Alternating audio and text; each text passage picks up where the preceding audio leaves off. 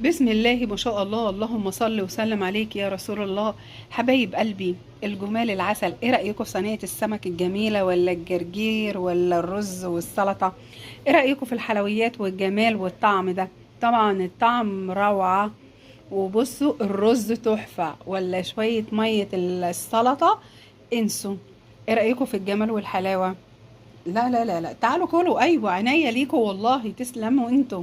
ما تحرمش منكم ابدا ابدا ابدا، ومن دعمكم ومن كلامكم الحلو لينا. هنقول بقى ايه؟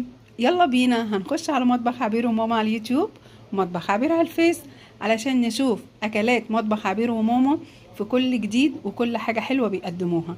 يبقى يلا بينا على مطبخ عبير وماما على ايه؟ على اليوتيوب. ومطبخ عبير على ايه؟ على الفيسبوك. طب ما نعلي صوتنا ونقول لحبايبنا جعان. مستنيينكم.